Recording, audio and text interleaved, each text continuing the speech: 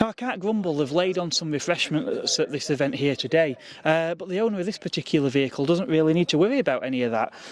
So what we've got is what started out as a standard Berlingo Multispace, which is the passenger carrying variant of the Berlingo van.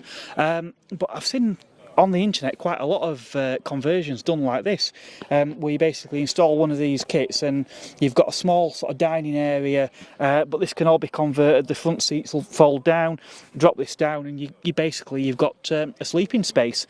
Now, admittedly, at the back here there isn't a great deal of headroom when I'm sat in here.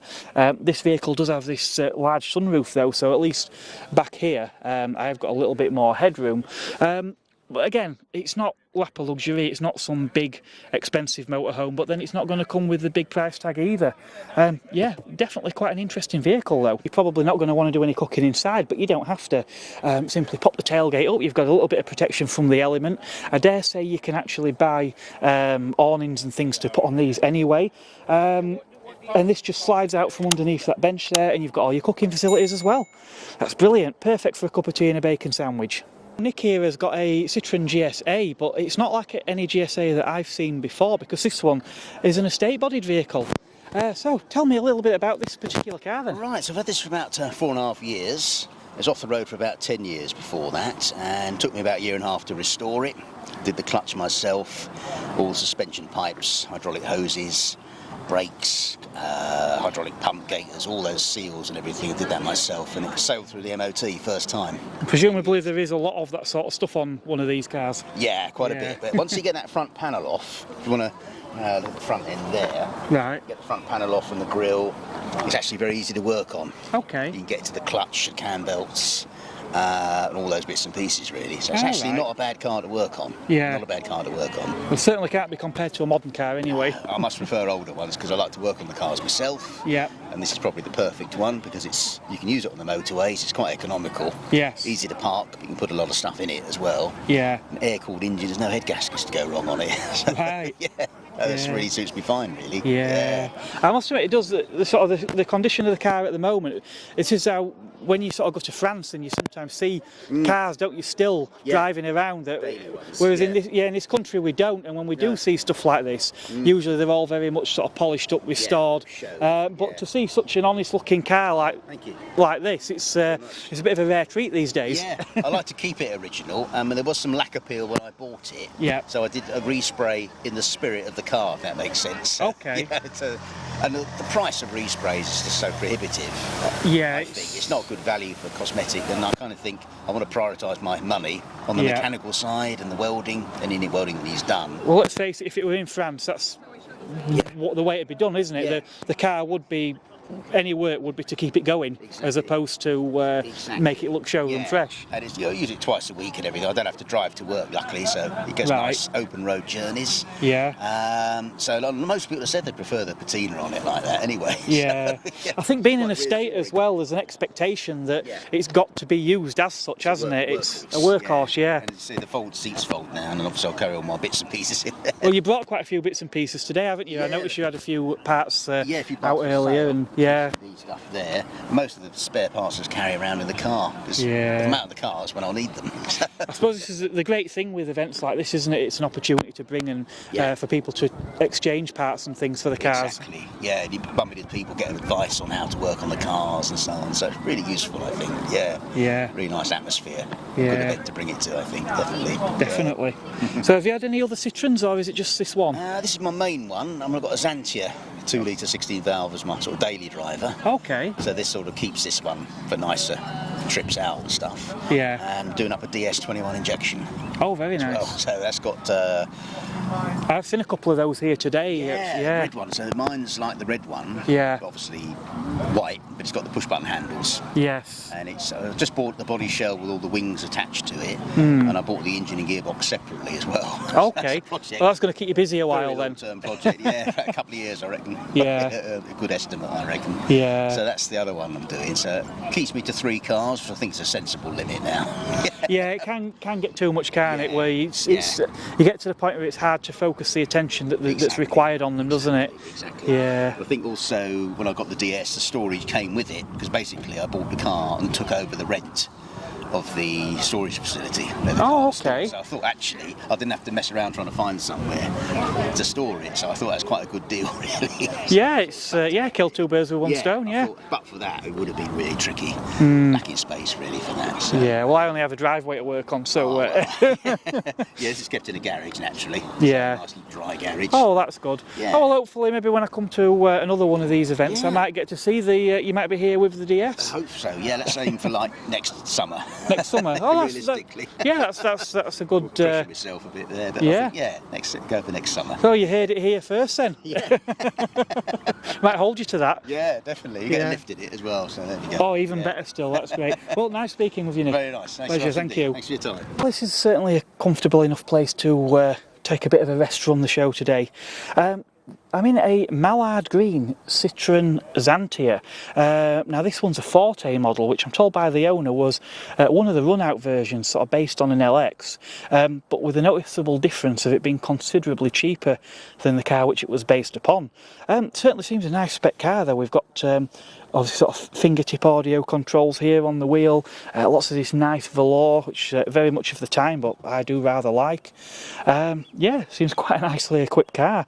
Obviously we still got the Citroen trademark suspension in here as well, with this little lever down in the middle of the car to raise and lower the car's ride height. I'm told this is the as conventional as the system got. Now there were other variants of the system on these cars, most notably the hydractive system. In fact, I think on one of the versions the car still holds the record to this day on the ELT test, where they basically slalom the car. Supposedly those things do corner pretty much flat, so yeah, quite an impressive system. This particular car is fitted with the 2-litre HDI 90. I'm told there was also a slightly more powerful variant of this engine. But yeah, the HDI engines were, diesels were always pretty common in Citroens, even when in the UK in particular, diesels weren't big sellers. Obviously, by the time the HDIs came to market, diesel was becoming more popular in the UK. And I would think quite a lot of Citroens of the sort of 80s, 90s, early 2000s in particular, would have been spec'd with a diesel engine, certainly the larger models. It seems we now live in an age where the SUV seems to dominate pretty much every sector of the market, but take a trip back a few decades to the sort of 1990s, early 2000s, these things were absolutely everywhere. The sort of craze of this size really did sort of kick off with cars like the Renault Scenic, but it wasn't long before other manufacturers all had a sort of C-segment MPV in their range. As I said, Picasso, probably one of the more popular offerings in that segment as well.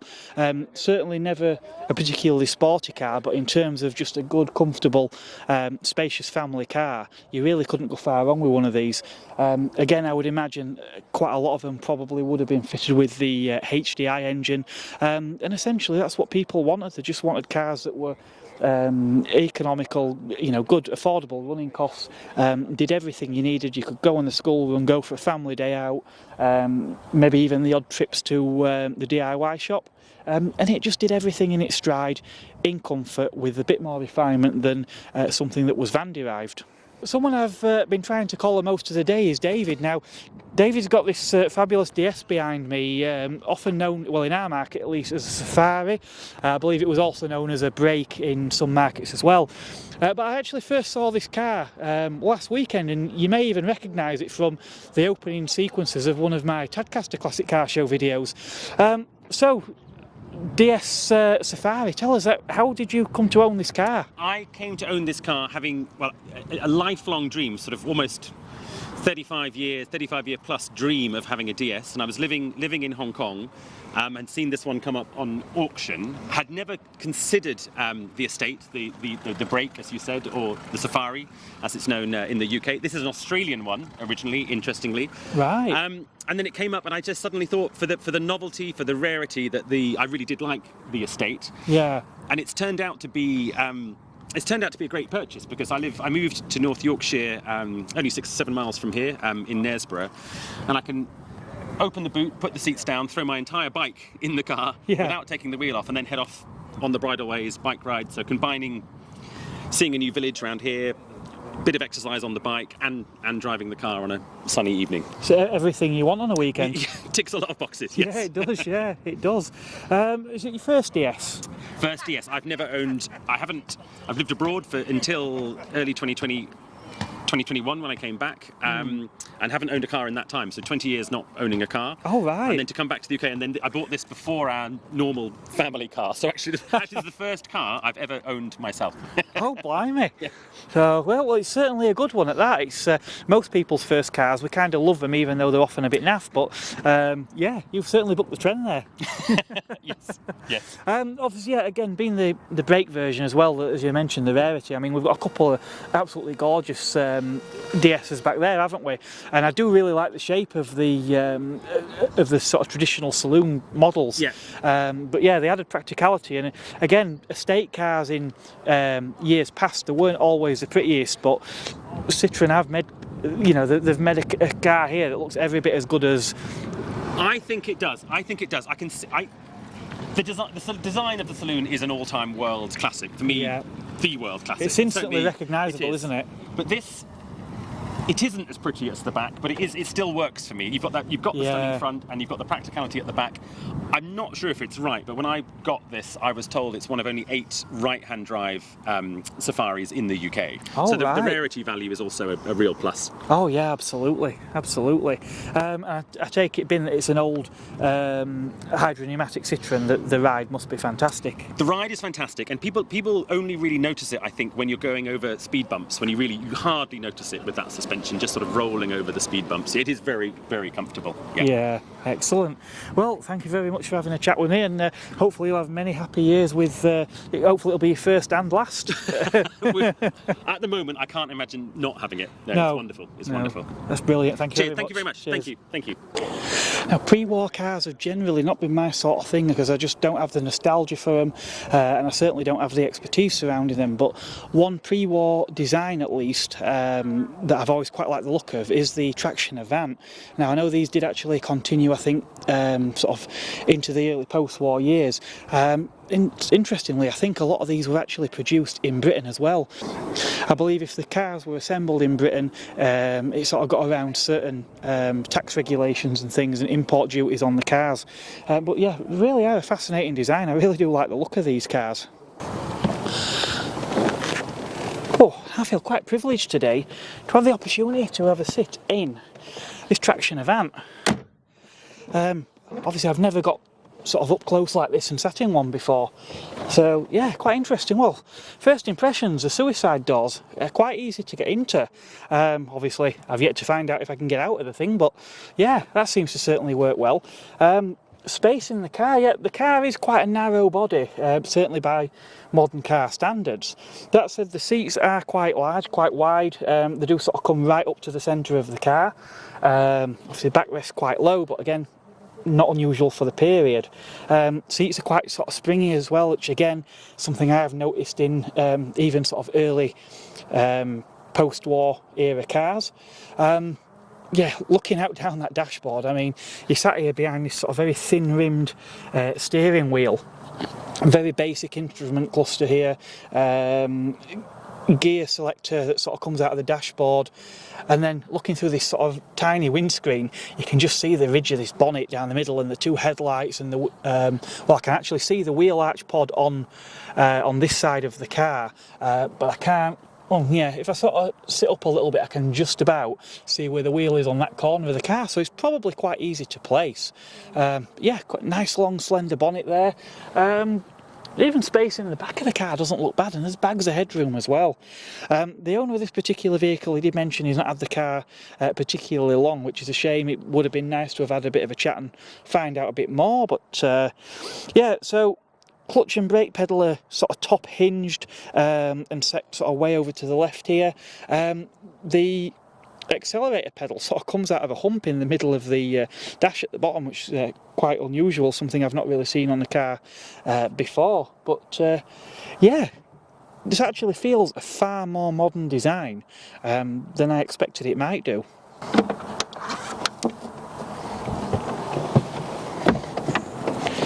Oh, look at that, a doddle to step out. Fantastic. So it's taken me most of the day, but I've managed to track down Hannah, or probably better known as the C5 Nut on YouTube. So earlier on I'm strolling around and I walk up to the back of what looks like a C5 exclusive estate, and then on closer inspection I realised that it was only the back end of the car. That's actually been sort of done out as a sort of camper, and then he's been towed by another C5 estate.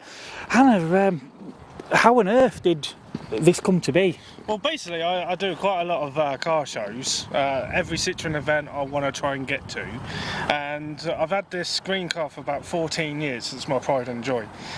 Beforehand, I used to tow like a really big, heavy caravan, and sometimes, you know, the caravan gets put into storage for most of its time. It probably gets used maybe the odd weekend here and there. Eventually goes all green, and because I'm always busy with work, I don't really have enough time to clean it. So yeah, of course. It's quite embarrassing that you turn up in a nice gleaming car and with a caravan that just looks like it's been parked in a hedge. Yeah. So I decided to build. I came across a guy who was selling a C5 parts. Lucky enough, less than a mile away from where I was living. Oh wow. It's only when I went to speak to him about this project I had in mind, he basically had the whole complete car. So I told him my idea, and we sort of bonded a friendship where I was able to build and cut the car on his driveway. Oh, fabulous. Which is what you see right now, basically. Yeah. The C5 caravan. It's not quite finished. Okay, it's taken me 4 years. Yeah. But the front end is done with 50mm installation board, and I did notice the bulkheads a bit. I take it. Is there other plans for that at some point? So over the next couple of months, that whole entire front end's getting rebuilt, but I'm going to make it out of metal. Yeah. I was humming and ahhing about using sort of fiberglass just to make it a bit lighter at the front. Mm-hmm. The whole trailer itself weighs about 400 kilos. Oh, right, okay. So it's the actual size is a bit deceiving, because you think, well, half a car, that's like 700 kilos, but yeah, when you take out all the there's no engine in there for a no start. Exactly, there's no fuel tank, everything's all been taken out, so any unnecessary weight has been removed. I'm just thinking, would it be possible to utilise some of that, such as the space for the fuel tank for, I don't know, maybe water for, you know, when you're camping? Possibly, but then most of the camps, you know, most of the car shows, you're going to have water. There's places True. to make tea and coffee. Yeah. The area where the fuel tank used to be, I'm thinking of sticking a diesel heater in. Yeah, So, good idea, yeah. You know, at least I have some form of heating. I have slept in this quite a few times. Yeah. And last night, I must say, was a bit cold. So I'm now thinking maybe I should stick a diesel heater in there just to warm it up. Yeah, well, no, it's certainly a fascinating concept, and it's certainly more eye-catching than any regular caravan for sure. Yeah, I mean, every time, even though it's like 4 years, you know, for the last 4 years, I've taken it to every show that I could take it to. I'm still getting new people coming to see it, and the first thing they say is what suspension did I use? Yeah. Well, I use the same suspension as what in a C5 anyway, except for it's all done by hydraulically, and the C5 has a electronic hydraulic pump, which I basically modified just to make it do its thing. So Right. the actual whole axle is original to the car, Okay. including the button. The pump itself is original. So does that pipe up to the car then? No. It does it all independently? Well, I'll tell you what we can do is we push the car forward. Yeah. We unhook it, and I can show you that the caravan is self-contained. Right, excellent. Yeah. Yeah. Brilliant. We'll have a look at that. Yeah. The car's unhooked, and what we're going to do is we're going to hit the button. As you can see, the vehicle now is lowering itself to the ground, and then vice versa. When I hit the button, the vehicle then goes back up. It's all self-contained, nothing to do with the car whatsoever. I have got an ongoing project where I want to be able to link this system to the car. So when the car is actually going down the road and it normally self-adjusts the suspension, I want it to do exactly the same thing with this. Excellent. So at the moment it's all standalone, but everything all works, including central locking, electric windows. It's got a sound system that's linked to your phone. Yeah, what can I really say about it? Excellent. Right, I think for the best 1960s car, which is awarded to OND 301H, Tony Shaw's Abbey 8 Estate.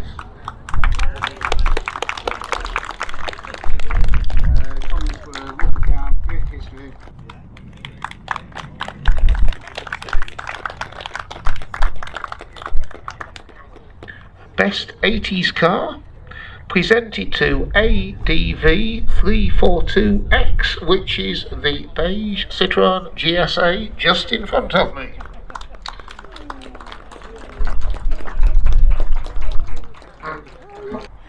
The best 90s car goes to a car that I remember growing up because one of mum's friends had one of these, not a very fine car, but is going to J415 AUM, the white BX just in front of us. The judges noted it's a very nice example. Just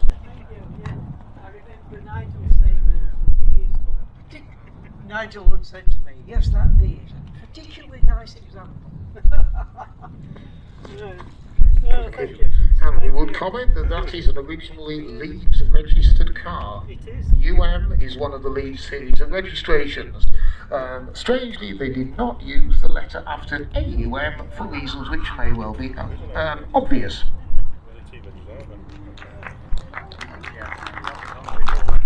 So we come now to the award for the best 2000s car, the Millennial, which goes to AK07ZNS, and it is a gloriously metallic blue C6. Chris Andrews, well known within the section, of course his father, Ray Andrews, long-standing Citroen enthusiast. So yes, the C6 is the best current model, which is to YA22, and it's the C5X.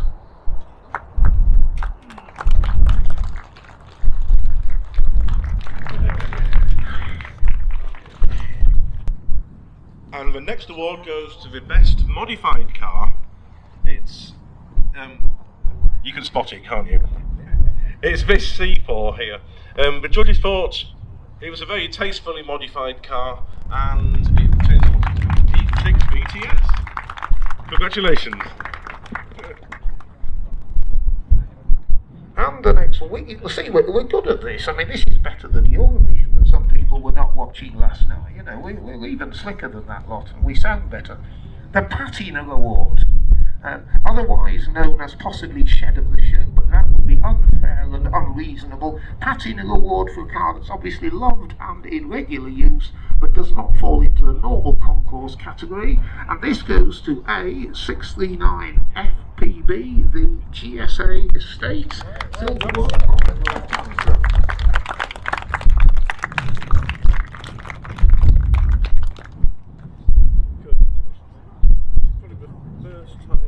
Next award is a new one this year, the best non-Citroen.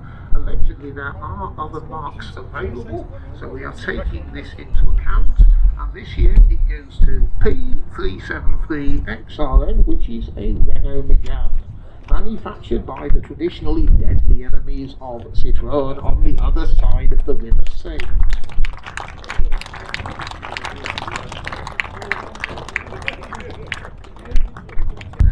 Right, we're coming now to the Dave Ashworth Shield for the best car of the show, which I believe. This is therefore your fault, as voted by you. Allegedly, no bribery and corruption possible in this instance, and this one goes to the DS21 EBW271J, owned by Stephen Aldersley. And comments were lovely colour, well maintained, again beautiful colour, favourite colour, immaculate and fantastic colour. God, he's been getting the people to vote for the colour. I don't know. You never know, if we paint Ben that colour, people may even vote for him. Against all odds, we appear now to have reached the end of the awards. Thank you for your attendance. Hope to see you next year. Any comments, please let us know. Any criticisms, we're not here and it wasn't us. Any help in tidying up will be most welcome. Please take your litter home with you. We don't have bins supplied this year, so if you need a black bag for your litter, please